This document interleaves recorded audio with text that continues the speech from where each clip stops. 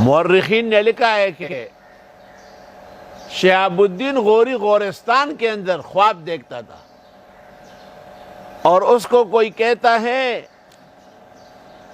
کہ شہاب الدین غوری شتاب کن و بر جانب ہند توجہ کن، وہیں برگشت ہے خدا پرتوی راج را زندہ بگیر، خداوند تعالی سلطانی ہند باتو عنایت فرمودان۔ نہیں فارسی منہ آیا، فارسی مت پڑھو، بے شرما، تمہارے باپ دادے فارس سے آ کر کے تمہارے دشمنوں سے ہندوستان میں بدلہ لیا، اور تمہیں اذان اور گائے کاٹنے کی اجازت دلا کے یہاں سے گئے۔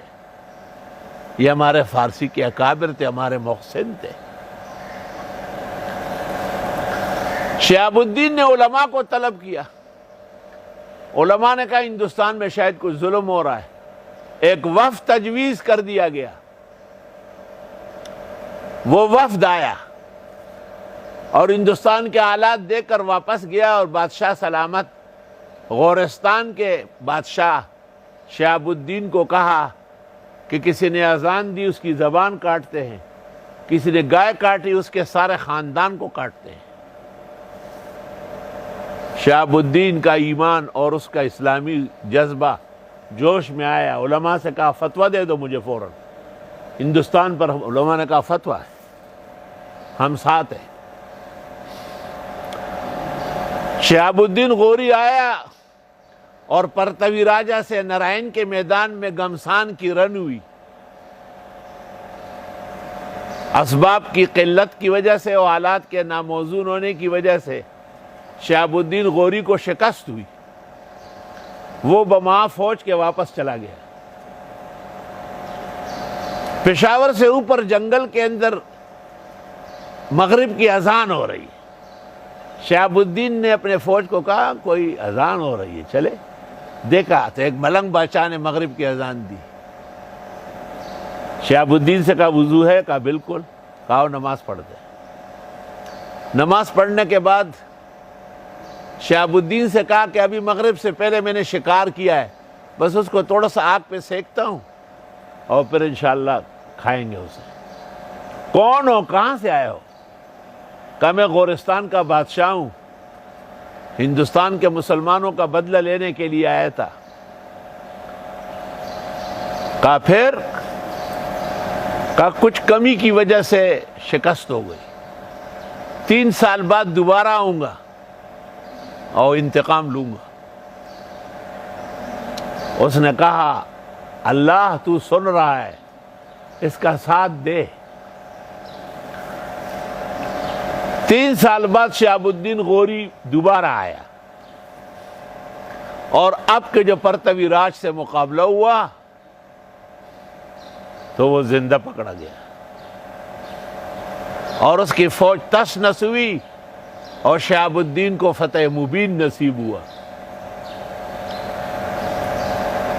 فوجیوں سے پوچھا کوئی نماز کی جگہ نہیں ہے؟ کہا جب سے جنگ شروع ہے ایک ملنگ آیا ہے، اندر ایک خالی پلاٹ ہے، اس میں اذانیں دے رہا ہے، اللہ اکبر اللہ اکبر۔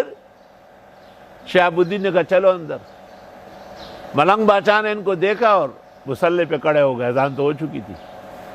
شہاب الدین نے تکبیر کہی، سلام پھیرنے کے بعد ملنگ بادشاہ نے شہاب الدین کو فتح کے مبارکباد دی،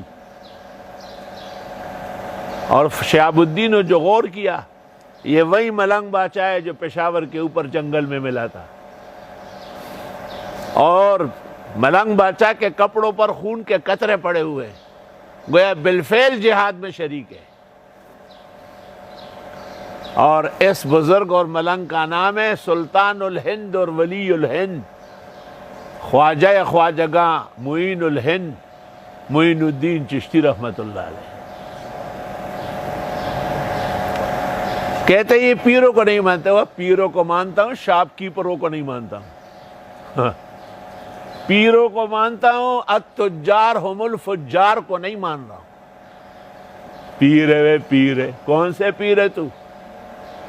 نیست حجت قول و فعل و ہے چپیر، قول اللہ فعل احمد راہ بگیر، نکل کر خانقاہوں سے ادا کر رسم شبیری، کہ رسم خانقاہی ہے فقط اندوہ دلگیری۔ الحمدللہ۔